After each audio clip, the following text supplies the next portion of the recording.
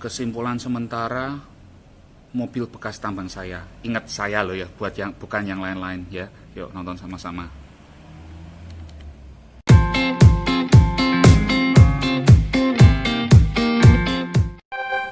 Oke, sebelum saya lanjut saya harus bilang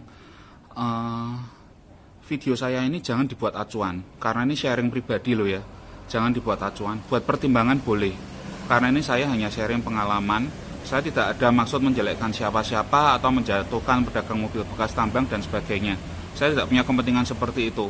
Ini murni sharing ya, harap diingat. Kalau yang mau buat pertimbangan silahkan, kalau yang nggak suka silahkan. Kalau informasi saya ini berguna ya syukurlah. Oke, saya nggak bahas merek lain ya, kan ada Hilux, ada Ranger. Saya dalam hal ini cuma bahas Triton dan Pajero. Kita mulai dari Triton ini dulu. Oke, saya mulai dari Triton ya. Triton ini kalau bisa dibilang cahaya di ujung lorong sudah kelihatan.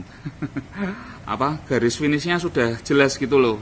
Apa-apa yang masih perlu diperbaiki tidak usah meraba-raba lagi.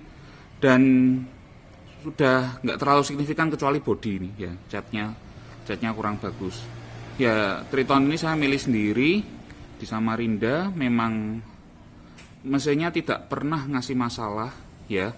Starterannya halus, injektornya nggak ada yang masalah, udah dicek Pak Eko dari SA Diesel, injektornya bagus semua, dan ya mesinnya memang sampai sekarang nggak masalah, ya bertenaga, ya halus, ya irit.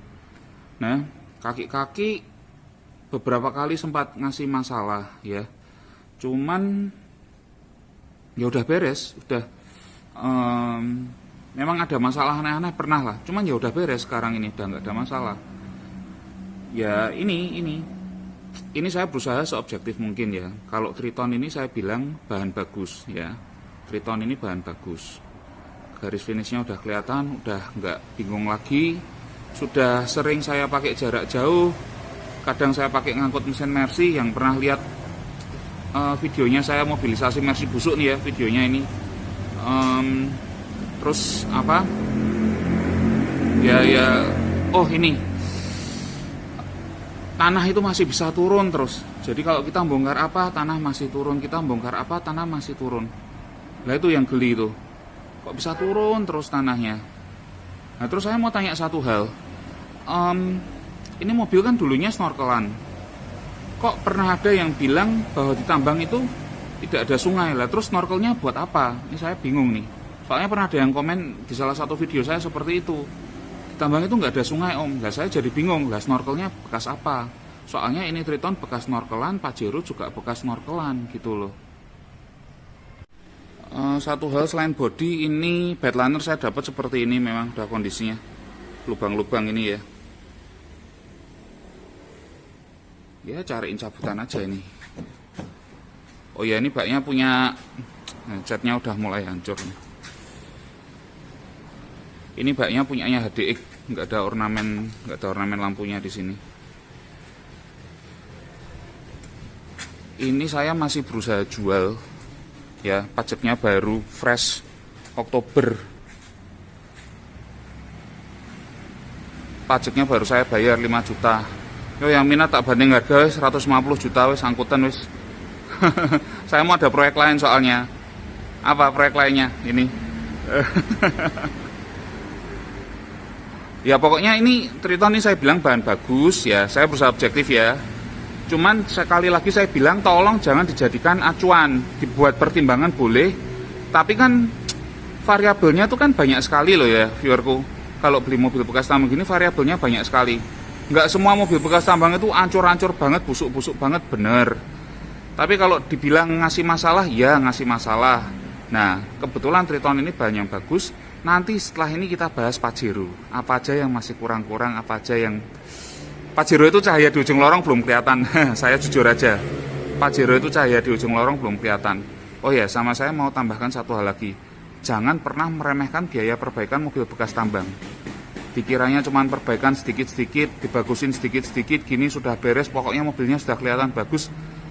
Jangan punya pemikiran seperti itu. Nanti kalau tidak sesuai harapanmu, kamu kecewa sendiri. Saya selalu berpikir tadinya, paling diberesin gini bisa, paling diberesin sedikit gitu bisa. Tapi ternyata tidak selesai-selesai. Dan jangan pernah berpikir biaya perbaikan saya pasti bisa. Biaya perbaikannya nggak sedikit loh ya viewerku. Biaya perbaikannya tuh mantep. Ini Triton ini sekitar 40 juta. Saya jual 150 juta, ini saya ruginya sekitar 25 jutaan. Tuh. Habis ini bahas Pajero, yuk. Ada satu hal lagi yang saya mau sampaikan. Beli mobil itu kan tidak cuma beli mesin sama chassis ya toh. Beli mobil itu ya kita lihat keseluruhan mobilnya ya toh. Ya bodinya, ya dalamnya, interiornya, kelistrikannya dan lain ya pokoknya banyak lah. Lah itu. Kalau beli mobil begini jangan lihat tahun. Yang penting kondisi. Wes. Ya, yang bagus saya yakin adalah yang penting ya. Ini Triton ini contoh yang bagus ini. Dan udah selesai, udah nggak keluar masuk bengkel lagi. Nggak kayak Pajero. Ya, pokoknya ingat orang pintar pilih kondisi, bukan pilih tahun. Sebelum saya masuk, saya mau ngomong satu hal penting. Harga memang murah, jauh di bawah pasaran. Tapi saya mau tanya, pilih tahun apa pilih kondisi? Oke, tahun muda harga murah, itu ada alasannya. Diperbaiki sedikit-sedikit mungkin bisa, tapi kadang juga tidak bisa. Contohnya Pajero ini, udah perbaikan berat begitu banyak masih belum beres juga. Nah, saya mau tanya, apakah layak? Waktu, biaya, tenaga, belum stres yang dihasilkan karena memperbaiki mobil itu layak dengan harga mobil yang murah itu? Kalau menurut saya, harga pasaran mobil bekas tambang sekarang itu masih agak tinggi. Ya, menurut saya loh ya, rata-ratanya masih agak tinggi.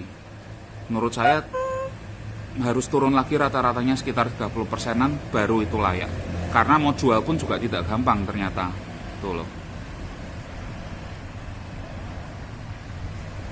Ya kok masalahnya piye kok? Nih. Ini kan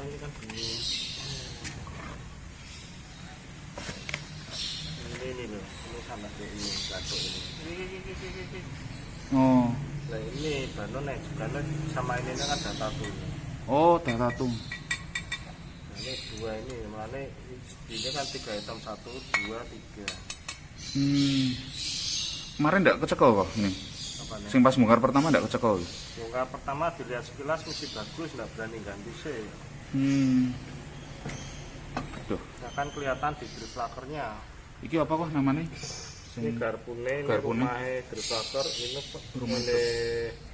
pentolane garpune ini yang masuk garpune.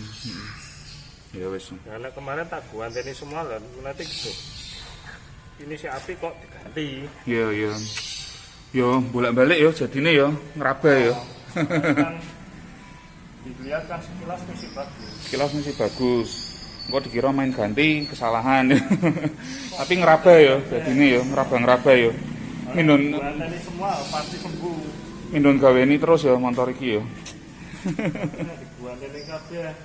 Kok ganteni kabeh mesti Iya, iya. lari. Begone kan marah. Iya kok. Ya sekarang pindah Pajero. Pajero ini cahaya di ujung lorong belum kelihatan. Jadi gini loh ya viewerku. Saya ini sudah bikin list perbaikan. Oh yang kelihatan masalahnya ini saya mau kerjakan.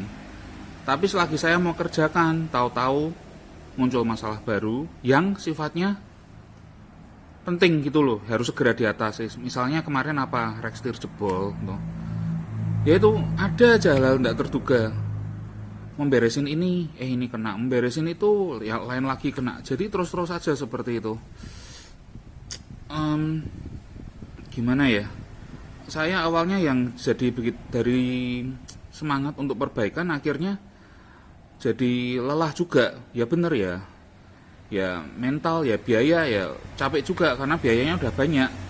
Buat perbandingan ini tuh udah bisa buat beli Dakar Matic 4x2 yang tahun 2015. Ya saya udah lihat pasarannya.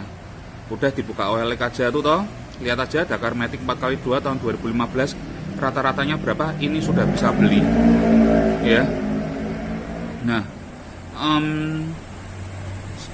bannya udah sama. Ini yang kemarin bilang bannya beda. Udah tak ganti ban, tetap tak rumati ini mobil loh ya viewerku. Ya itulah mau dandan ini tahu-tahu AC rusak, mau dandan itu tahu-tahu ya kayak yang video barusan ini yang pegangannya release bearing itu kemakan karena mobil pemakaiannya tidak normal, jadi kerusakannya juga tidak normal, beda dengan mobil yang pemakaian pribadi. Lalu kalau dipikir-pikir lagi, Pajero Exit yang tahun 2009 tuh harganya udah di bawah 200 juta. Bahkan kemarin saya sempat lihat Rudi Hartanto berapa bulan lalu sempat jual itu cuman 177 juta, bukanya masih nego. Exit Matic 4x2 2009, X pribadi pemakaian kota. Nah, saya cuma mau bilang gimana ya kesimpulannya ya. Om nggak bersyukur punya Pajero, bersyukur punya Pajero. Cuman saya mau tanya, dengan harga 200 juta lebih, dandan-dandan sampai tembus 250 juta, bahkan udah nyentuh 270 juta, balik nama dan sebagainya, apakah itu layak? Nah, saya mau tanya aja loh ya, saya nggak menghakimi loh ya. Nah, apakah itu layak? Kalau buat saya sih, ya mobil ini tuh bikin saya dapat banyak temen, banyak informasi, belajar lagi, ya uang sekolah lah, udah anggap aja uang sekolah gitu aja. Pengalamannya luar biasa dari mobil ini. Cuman buat kalian-kalian yang mau beli mobil untuk dipakai, saya mau tanya, itu layak apa enggak? 200 juta bisa beli mobil 1500 cc, mungkin bisa dapat yang kondisi baru ya lah. Gimana? Dah coba dihitung sendiri. Mobil 200 juta lebih keluar masuk bengkel itu menurut kalian gimana? Ini tanya lo ya, bukan menghakimi lo ya. Bersyukur punya Pajero, bersyukurlah. Bagaimanapun juga Pajero kok. Nah, dan saya cuma mau bilang satu hal lagi nih. Jangan pernah sepelekan perbaikan ya, biaya perbaikan mobil bekas tambang. Karena apa? Yang tadinya saya kira sedikit-sedikit aja beres kok, sedikit-sedikit beres. Halah paling gini aja beres, paling gitu aja beres. Ternyata tidak seperti itu. Tidak seindah yang dipikirkan. Ternyata jauh lebih berat dan menguras kocek jauh lebih dalam lagi. Nah, itu loh ya viewerku. Ya ini saya sharing. Apakah rata semua mobil bekas tambang seperti Pajero ini? Enggak, itu Triton bagus. Dah percaya saya, kalau saya bilang bagus ya bagus. Itu Triton masih dijual, juga saya susah juga tuh nggak laku-laku, padahal pajaknya baru. Ya, sementara kesimpulan saya cukup sampai di sini ya viewerku. Terima kasih yang udah nonton. Jangan lupa untuk komen, like, subscribe, dan share agar channel saya bisa terus berkembang. Oke, Tatang Mobil pamit. Terima kasih yang udah nonton. Top, Marco top.